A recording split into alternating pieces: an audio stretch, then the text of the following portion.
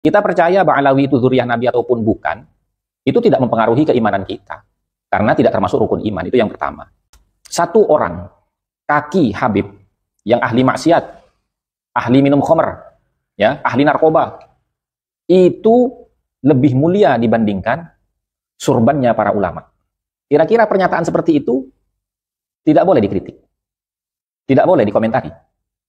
Nah, kemudian ada yang mengatakan, belajar kepada satu orang Habib yang bodoh itu lebih utama daripada belajar kepada 70 kiai yang alim alama. Ini bertentangan dengan syariat apa tidak? Bertabrakan dengan firman Allah dalam Al-Quran apa tidak? Bagaimana ada yang mengatakan bahwasanya para ulama ini adalah pengawalnya para habaib. Dari mana dasar hukumnya itu?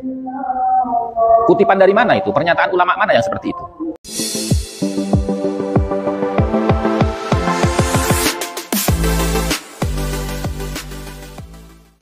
Assalamualaikum warahmatullahi ta'ala wabarakatuh.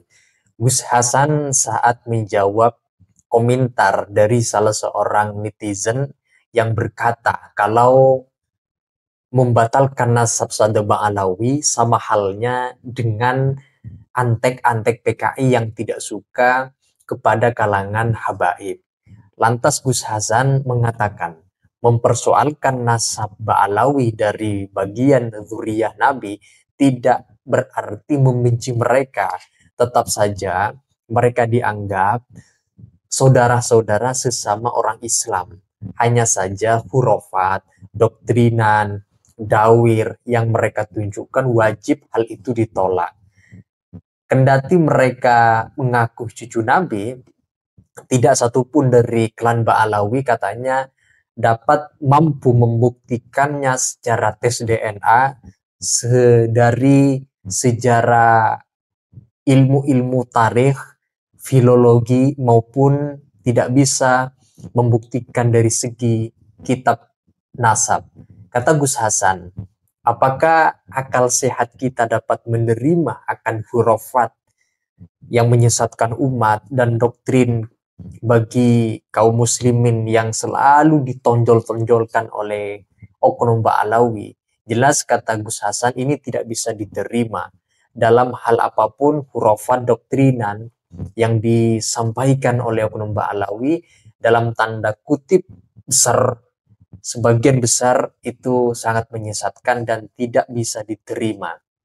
Nah, untuk itu teman-teman, mari kita simak komentar dari Gus Hasan terhadap salah satu pertanyaan dari netizen, sekaligus juga membedah mengenai tentang bagaimana kita tidak boleh menerima terhadap adanya kesesatan doktrinan hurufat yang disampaikan oleh oknum Ba'alawi kepada umat secara keseluruhan. Nah, untuk itu mari kita simak komentar dari Gus Hasan dalam video berikut ini.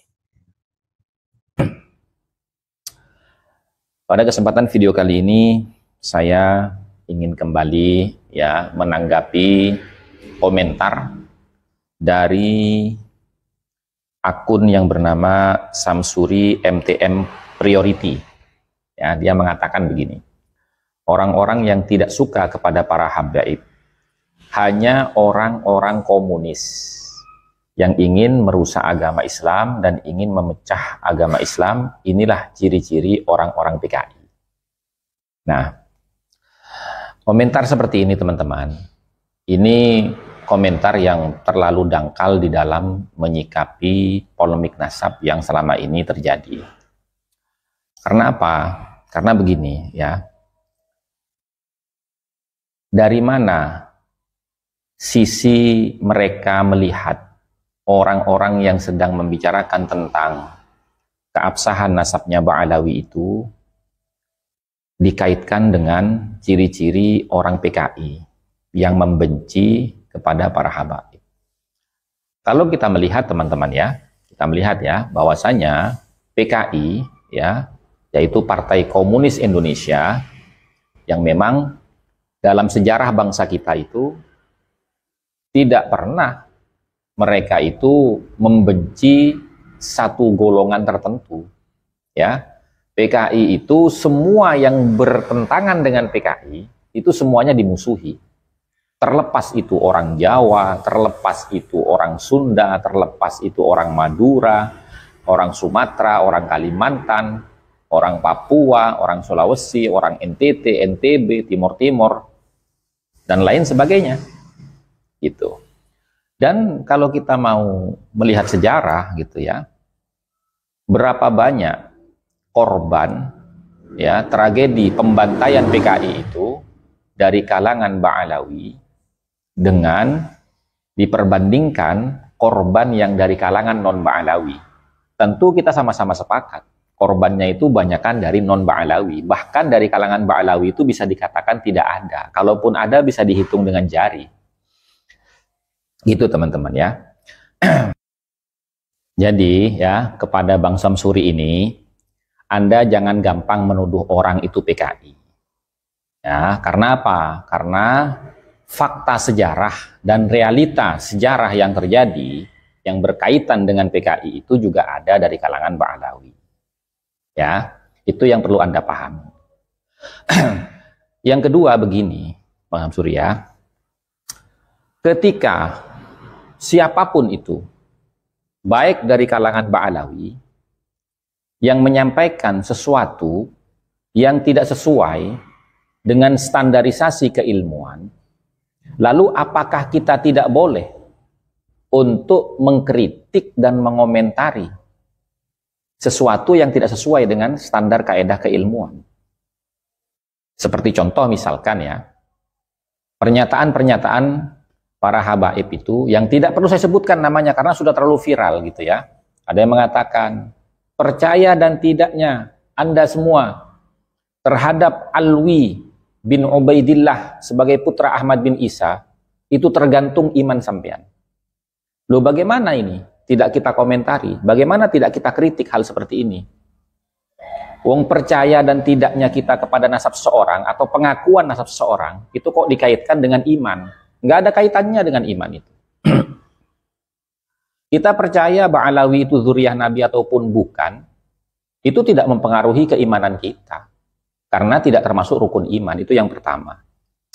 Kemudian ya, ada beberapa habaib itu yang sering menyampaikan ya, satu orang kaki habib yang ahli maksiat, ahli minum khamr ya, ahli narkoba, itu lebih mulia dibandingkan surbannya para ulama.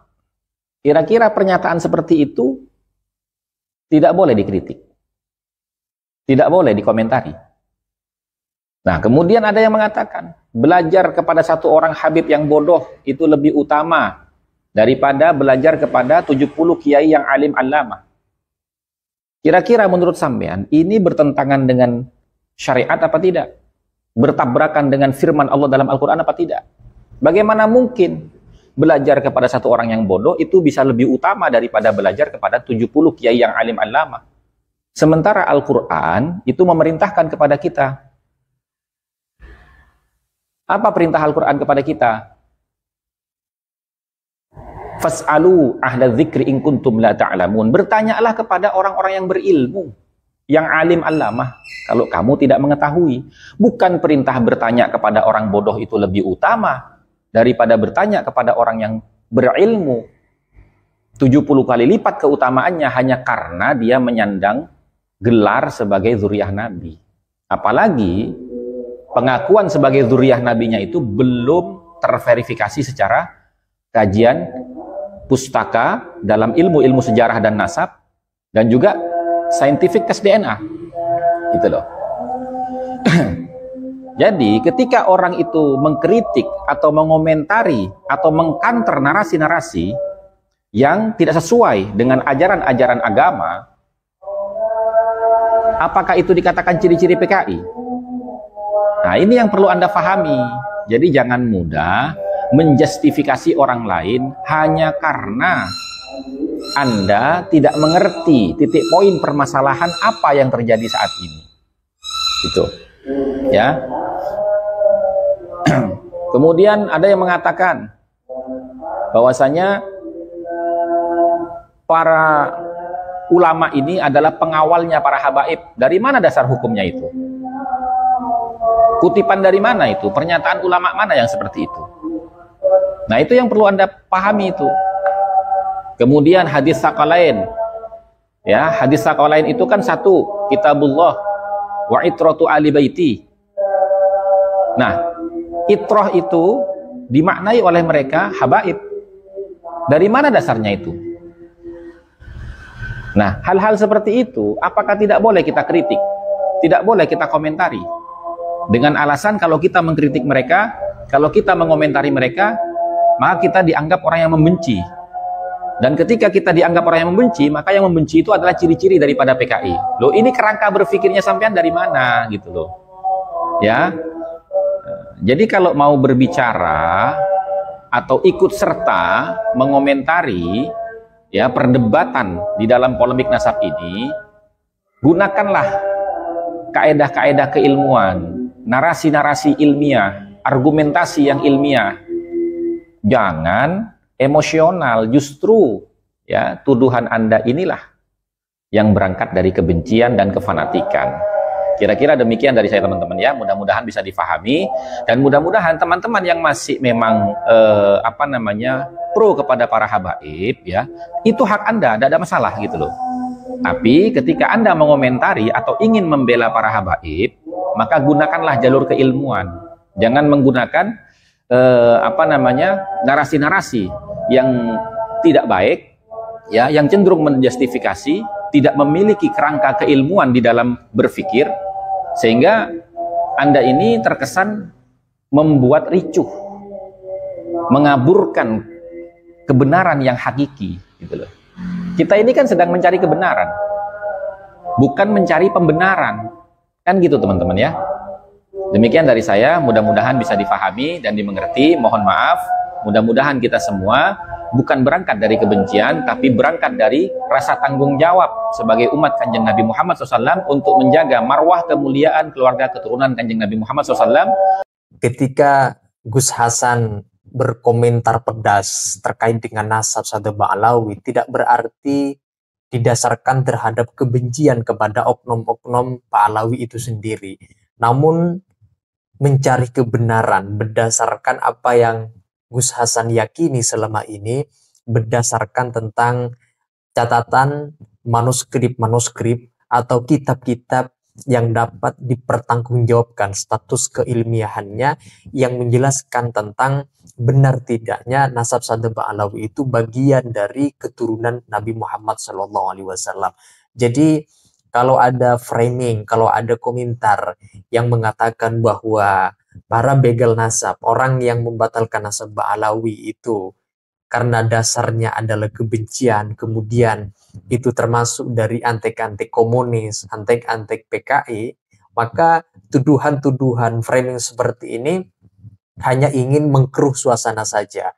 Seharusnya kalau ingin membela Ba'alawi, dasarkan terhadap dalil atau kaidah-kaidah ilmu nasab, dan juga didasarkan terhadap bukti-bukti yang dapat membenarkan pembelaannya bahwa nasab Ba'alawi itu benar sebagai cucu Nabi. Kalau tidak, itu hanya omong kosong saja, tidak didasarkan terhadap pemahaman kerangka pemikiran keilmuan yang dapat dipertanggungjawabkan tentang pemahamannya ketika membela nasab Ba'alawi, bahwa nasab dari klan Ba'alawi itu benar sebagai keturunan Nabi Muhammad.